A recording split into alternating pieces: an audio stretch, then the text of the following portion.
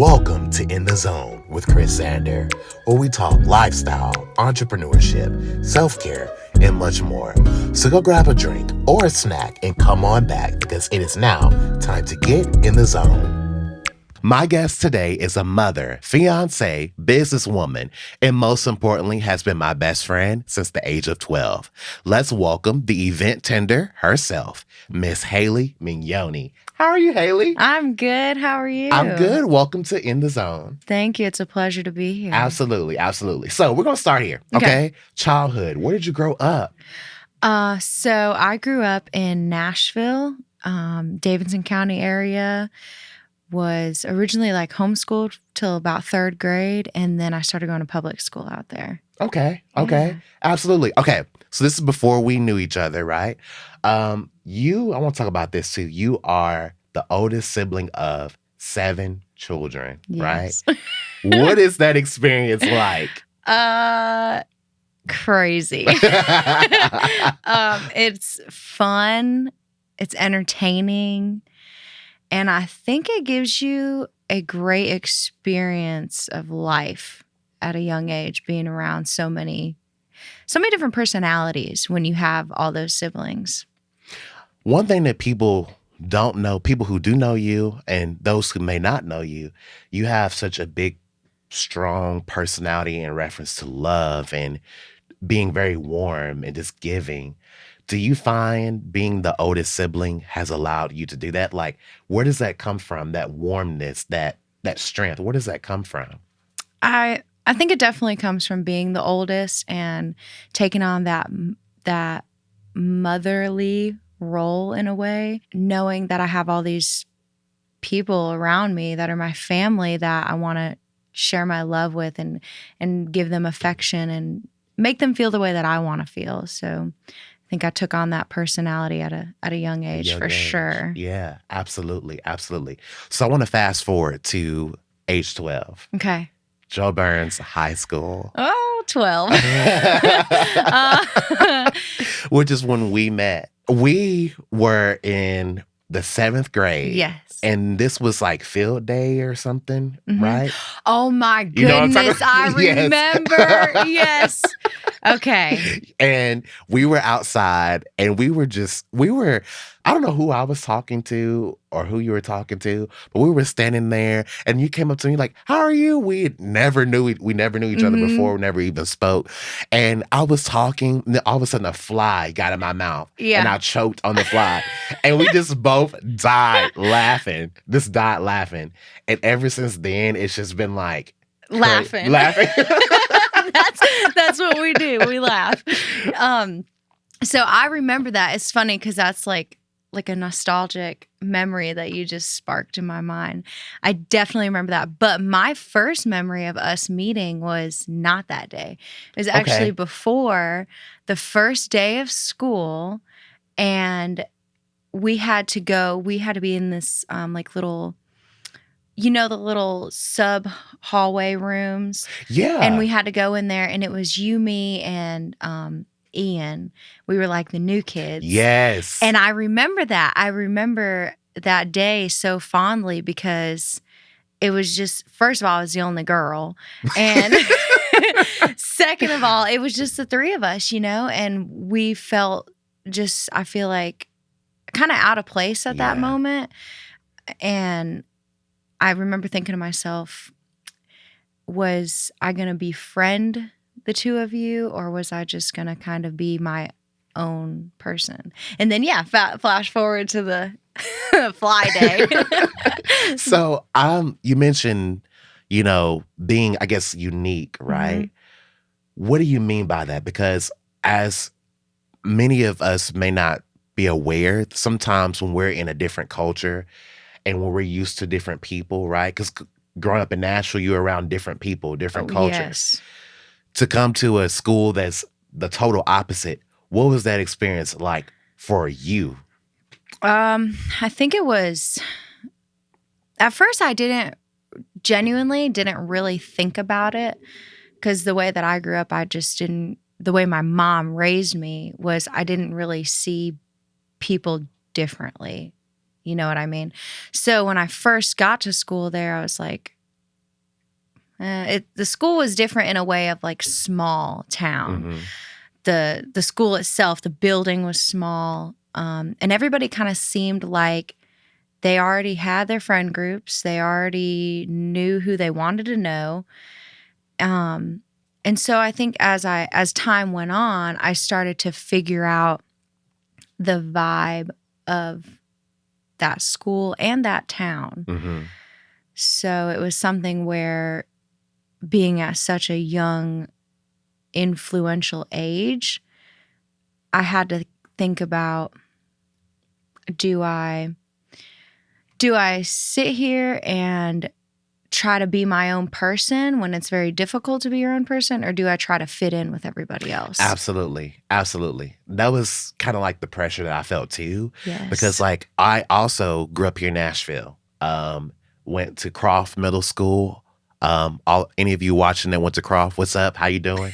No, I'm not gonna go there. It's this little, I'm always coming up with something stupid. Yeah. And I used to have this dance called Get It, Mom. Okay. It's so stupid. But if you guys remember that, hey, I also went to Norman Binkley and McKissick Crestwell Elementary School. Okay. So when I got to Joe Burns, it was so new. It was such a culture shock to me. And I remember when I left Croft in middle school, 6th grade, someone told me, oh my gosh, you're going out there and the sticks, they're all racist, right? Yep. And I was like, I don't know. You know what I mean? And that really scared me. Mm-hmm. Then when I got there, I remember the first day I got to Joe Burns, Miss Amy Vaughn was standing right outside, and she's, oh my God, it's no words even to describe her.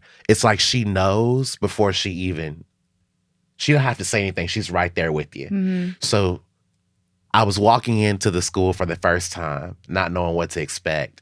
And she grabbed my hand. She was like, are you okay? I said, no. She's like, do you want me to walk in there with you? And she did. She walked in there with me. When I walked in, I remember sitting on the bleachers, and it was a huge culture shock. Yes. Huge. I remember sitting on the bleachers and everyone was like, mm-hmm. who is this? It just stares, mm-hmm. right? But there were some people who were so welcoming, some people who were not. And I'm saying all this to say, for those of you listening and watching today, sometimes being in a space where you're uncomfortable, it's going to teach you one or two things. It's going to teach you to be the person that stands out, being your own individual and not following whatever narrative that people around you have, or it's going to cause you to be the very person that everyone else is, right? Yes. And I mentioned our friendship, and like we could talk about it all day, but you're not here for that.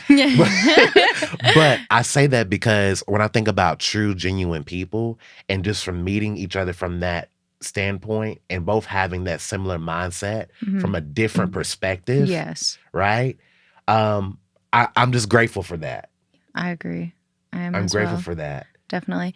And it's been really nice that has come along with our friendship. It's been really nice to have, not only are we different people with different mindsets, but similar mindsets, but we're also a woman and a man. Absolutely. And that's been really fun. For the longest time, a lot of people have, especially in school, looked at our friends and they're like, oh, they like each other. Yes. Oh, they're going to date. Oh, this, that, and everything else. And then boyfriends would be jealous. And it's like, why were they so jealous? I don't know. It was just, I think it was a attention thing almost, which they were all. Let me just stop because we're recording. So, I don't know. I think it's hard to come across a friendship, the type of friendship that we have. And I'm thankful for that. And I think that anyone that came in between or would try to come in between or feel a threat of our friendship, it's because they didn't have what we have as friends. Absolutely. So, yeah. And I think too, I will say this to you. I will give you your flowers, because there are a lot of people that going to school there I thought were my friends, but they weren't nothing. Mm-hmm. Right? Yes. Sometimes people see something in you that they want to be, or that they're jealous of or envious of because you have a strong personality. Exactly. So and I'm saying all this to say too, we're going to move on from the friend thing, but I'm saying all this to say is like friendship is very important. Who you're connected to is very important.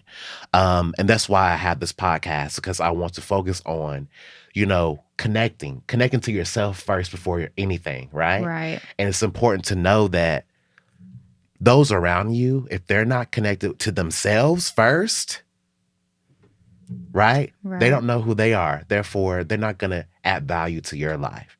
So I want to thank you for adding value to my life. And vice versa, most definitely.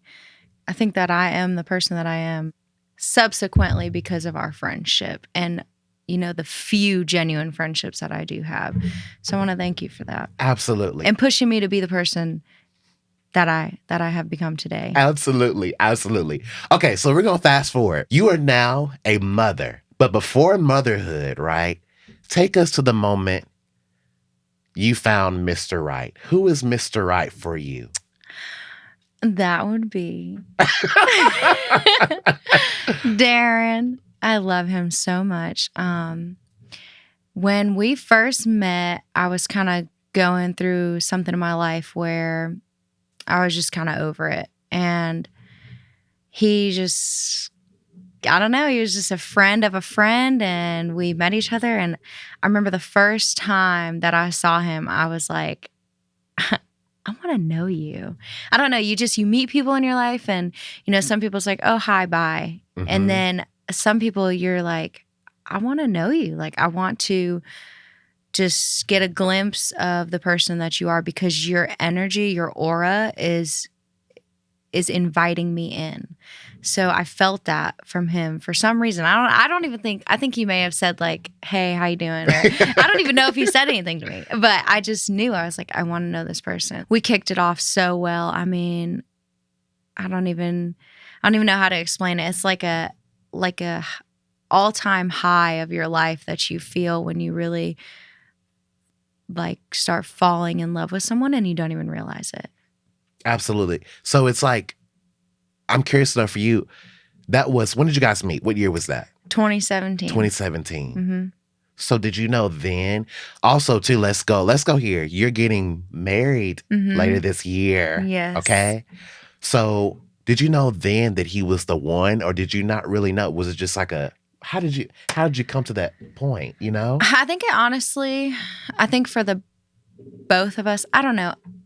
I think it took a little while to really realize how much we meant to each other, even though we always meant the world to each other. But in the beginning, I was 19, he was 22. We were both just, figuring things out. But one thing that was constant in our relationship and between the two of us is that we loved each other. We just could trust each other. We can always trust each other. And honestly, there was one time when we had, couples fight, people Absolutely. go through things. So we had gotten into this like really big fight. And I thought for sure, we had only been together for maybe a year and a half or something, going on 6 years. So that now seems like nothing. But, we hadn't been together too long. And, at a year to 2 years, you're at that stage where you're like, what's going on? So anyways, we got in this fight, and I remember thinking, we're going to break up. Like, this is not good. Like, something's going to happen. And I just felt this feeling in my heart, like in the pit of my stomach. I knew, I just knew that I didn't want to live my life without him. And whatever it was that we had to figure out, we needed to figure out together. And I don't know, ever since then, I just had a different feeling about us, where it was not really, because you fear losing people that mean the most to you, but I think it was more like a heartache. Mm-hmm. Like how they say, like, you can actually have a broken heart. Yeah. Like I could actually and the thing is it was mutual. Yeah. Right? Oh, yeah. And he's not here to vouch for himself, but I'm vouching for him today. It was mutual. Yeah. I also want to talk about this too, because you guys help to grow each other, right? Oh, yes. definitely. Why is that so important with finding the person that's for you? Well, I think that in life, you're always growing. You're always moving down different paths, and you're doing that with people all the time. You have friends, you have family, you have significant others, or you're even just dating. And actually, wise words from my in-law. When you're going through life, you're both cruising down the road of life, and somebody gets a job, right? And that job is in a different state. So they start to kind of like narrow off, right? And then the other person, they get a promotion and they've got to go somewhere else, or they have a kid and they've got a whole big stretch going differently. And everybody just kind of goes in different general directions, right? So the person that just had a baby, they meet another friend that just had a baby. And the person that got a different job, they meet another friend in that same state. And they become closer to those people than they were with each other. Am I making sense? Yeah. So, and that's how they explained it to me. My in-law explained it to me. And I kind of got a different concept on relationships and in your life as you move forward. So for Darren and I and our relationship, it's like we have always been on that same path, whether we're pushing each other to be on the same path or we're just kind of naturally going doing it. So I don't know, I think that's something to think about when you're making new relationships with people, or you're losing a relationship with someone, and you have to remind yourself, a lot of people say, oh, it's my fault, maybe I should have been doing what they're doing, or you stop partying and they're still partying, and you feel like you're missing out on something. But really what you're doing is you're moving on and you're going in a different direction and a different path in your life than that person is. And they may get it eventually, but you guys are at this point not going to get it together. Absolutely. So it's about being intuitive. Yeah. Paying attention to yourself. Right. Self-care. Right. Yes, 100%. And that's a big influencer on relationships too. When you stop caring about yourself, how are you supposed to care about flowering a relationship? So. Yeah, absolutely. Absolutely. One of the things that I must mention, and I'm mentioning this because I don't even think you guys know how powerful this is with your relationship. Even if I didn't know you guys happen to be an interracial couple. Mm-hmm. You are not Korean. No. Darren is Korean and Black. Yes. You are German and Italian. Mm-hmm. I'm curious to know, because sometimes people or society or whoever will narrow down who they think you should be with based upon these superficial things that don't matter. Mm-hmm.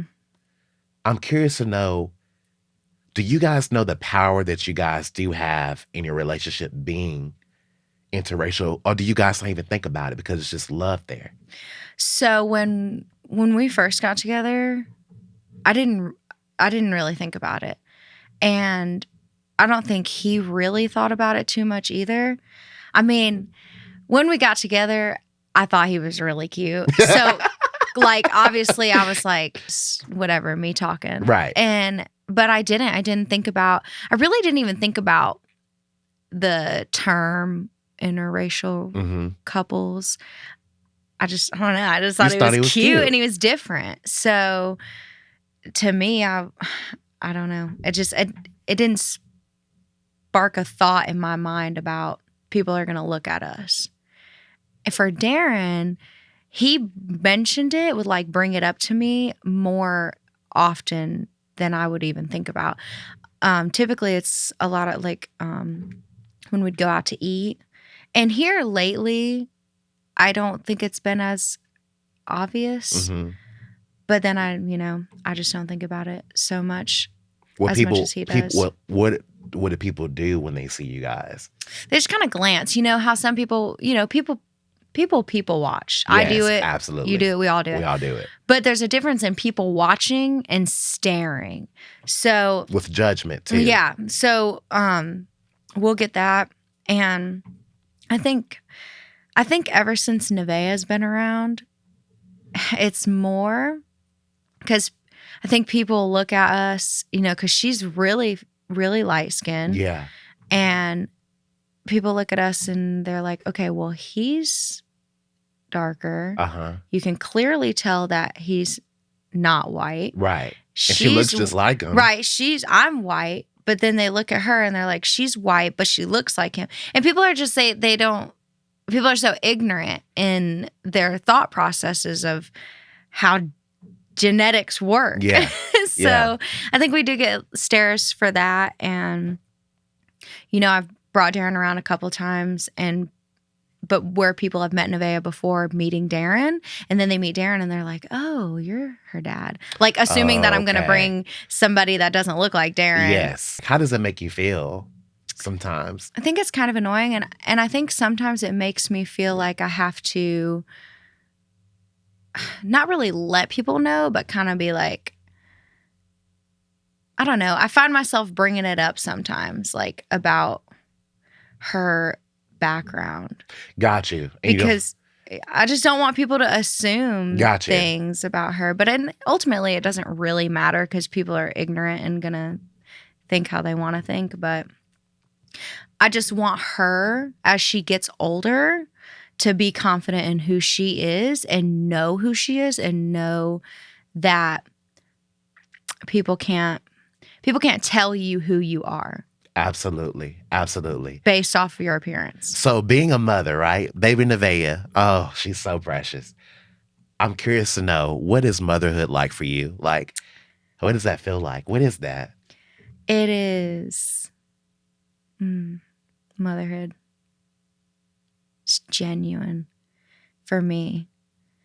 It's been life-changing, but so beautiful. I mean, I love being a mom. I love looking at my daughter and knowing that everything in my life, every mistake I've made, every accomplishment I've had has brought me to this point with her. And she's just a light in my whole world. And I'm so thankful to do what I'm doing. Wow, I'm crying. It's okay. It's okay. Because you have known me for so long. And I'm very proud. And I'm very proud. Yeah. Like, I'm sorry. Go ahead. It's okay. Go ahead. I don't know. It's been joyful and everything. Let me tell you something. Everything happens for a reason in your life. You may be so bent out of shape about something and just so frustrated at the fact that something did not go the way that you wanted it to go. But I promise you that there is a reason that did not happen. Whether it was the fact that you were 20 minutes late going somewhere and you may have lost the opportunity getting there, but you were 20 minutes late because a deadly car accident just happened. You never know. But everything happens for a reason. I love that. I swear. I love that. Okay, so let's fast forward. Okay, enough of the crying. Enough of the deep stuff. My heart. Okay, so you are a businesswoman, okay? Yep. I want to talk about, you have a business degree from Austin P as well. We both are, that's our alma mater. Yes. I'm curious to know, when you got that degree, and now you are known as the EventTender, which is a bartending service. I'm curious to know, what exactly, did you know at that time that you would be going into business for yourself after you got the degree? So I've always had like the entrepreneurial mindset. And when I started business, I think in the back of my mind, I wanted to start a business. But honestly, when I started doing business, I took accounting class with the amazing Jennifer Thayer. Love her so much. She's the best. If you go to Austin P, take her for accounting. But she just, I don't know, the way she taught, the way she spoke to you, the way she treated you as a student and a human, she just was great. So she kind of pushed me in the direction of wanting to do business because I didn't really know what I was going to do before that. But I liked finance, and I've always wanted to help people. And originally I wanted to be a financial advisor. So in the back of my mind, I wanted to have like a little financial advising business. But when I finished school and had a baby, it seemed like far-fetched in a way. Yeah. And I kind of just lost my interest after that. Mm-hmm. But I didn't want to give up on the business idea because I knew the person that I am and the personality that I have, I could do it. I just had to figure out what it was that I wanted to do. And I knew that I loved bartending. And crazy enough, I didn't even want to be a bartender when I first started. Because you were bartending at Hooters, Mm-hmm. and you had a career there for how long? About 5 years. 5 years. Yeah. So when you got pregnant, you're like, I'm done with this. I don't want to Yes. deal with it no more. Yes. I'm done with bartending. But to now have your own business as a bartender, like, how did that happen? So funny. It just happened. No. Really, it kind of did. When I had my daughter, I was supposed to just kind of do the stay-at-home mom thing, which I do. I'm still a stay-at-home mom. And I was just going to eventually work from home and still find something in the financial advising, work from home kind of job. But I missed the bartending. I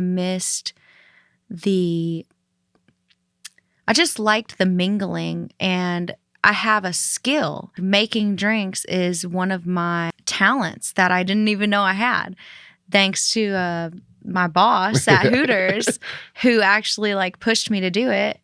I found so much love in it. So one day I was like, man, I really want to do weddings and events. And I had done a wedding for my regulars. Their daughter was getting married, and I had so much fun with it. And then about a year-ish later, maybe 6 months later, I had another friend from Hooters had asked me to bartend her wedding. And it was right then in that moment, I'm like, I could do this. So that was the business mindset Yeah. thing, right? I'm like, I could so do this. So one thing led into the other, and I came up with the name. I said, let me take the bartender and something that has to do with events and put it together. So I just said, the EventTender. And I said it to myself a couple times. I'm like, I think I like it. And then I started creating everything, and then I got myself on Facebook, which social media is such an amazing world of networking and getting yourself out there and finding opportunities. And you started this journey back in... So the end of September, I think September 29th was my official kickoff day. Okay. Yeah. And you opened up a social media account then. Yes. Just in that short amount of time. Yes. You have over 400 followers. Oh, yeah. Right? Yeah. Yep. I think I just hit 435. So did you see yourself being that successful? And keep in mind, you're not just a business I'm just going to throw these drinks together and get you drunk. It's classy. This is for weddings. This is for events. This is for anything that's more prestigious, right? Yes, definitely. Did you see it taking off and being that successful?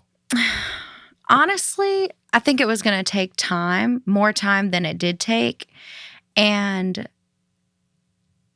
I definitely thought it was going to take longer to get all those followers, which 400 something followers doesn't seem like that much. But for me, I was jumping up and down when I hit 100 followers. And right now, I actually just hit 11 5-star reviews. Wow. So that's been really exciting too. I so appreciate all of my positive feedback that I've gotten from my clients. Just the fact that they take time out of their day to give me a review, it's really nice. And it makes people more willing to trust me and allow me to take care of their bartending needs for events and weddings. And as somebody that's planning their wedding right now, it's really hard to trust people. And I've found myself trusting a person who I thought I could trust to do something for me for my wedding, and it just went completely upside down. So, you really have to be cautious and careful when you pick someone, especially someone to take care of so much on such an important day of your life. Absolutely. So that's why the event tender is there, because you understand the importance of making sure everything goes well. Yes. So for them, you want to make people feel good and just be in the moment. I'm curious to know, what does it feel like for you to be a bartender? Meaning, what encouragement does that give you being a bartender? I think being a bartender gives me confidence and encourages me to do for people that other bartenders don't do, in the sense of, some bartenders, they'll just pour and pour and pour and let you go on your merry way very dangerously. Mm-hmm. And something that I like to do is really watch people when they're drinking and be mindful and hopefully eliminate people from going out and doing things, which my heart goes out to the couple. I don't know if you heard, but there was a wedding in South Carolina. Yes. Yeah.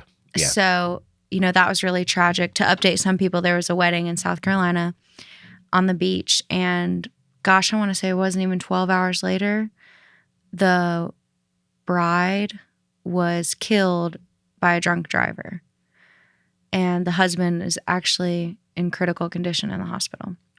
So it's people that, don't think about how much they've consumed when they're drinking. And as myself, a bartender that does weddings, that kind of hit me really hard, knowing that someone on their very, very special day didn't even make it home. Yeah. And I don't know if the drunk driver was from the wedding or if it was from something entirely different, but it's just something to keep in mind of anywhere you go, whatever you're doing, excuse me, you need to just be cautious of the other people that are out there and the lives that you're impacting by making those decisions.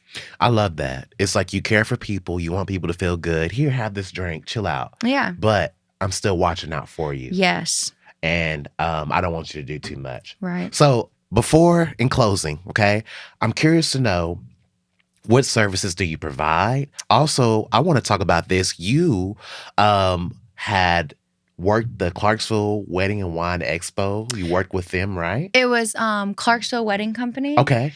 And we did a wedding expo at the Emerald, which is a new event space center.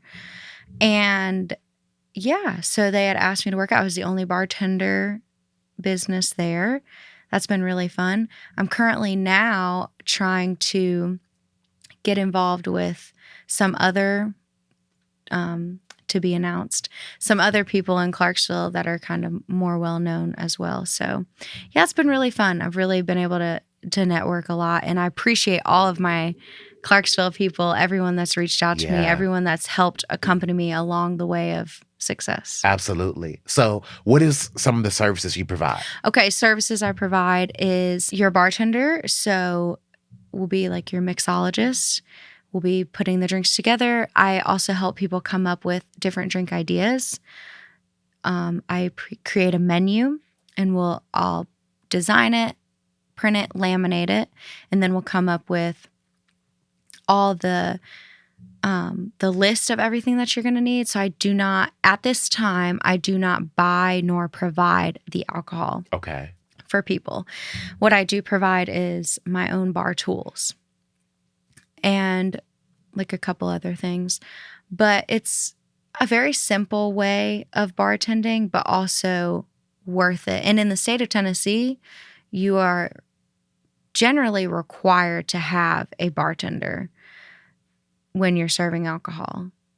So, and it's just recommended because you don't want people to be self-serving themselves, especially Absolutely. at a wedding or a special Just event. in anything, right? Yeah. I like the fact that just through experience, you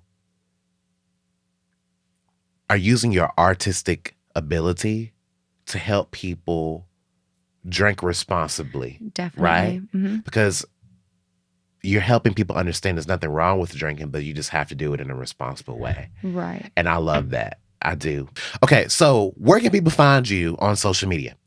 So you can find me on Facebook or Instagram, and it's just under the EventTender. Well, in closing, before I let you go, I want to say congratulations to you and your success.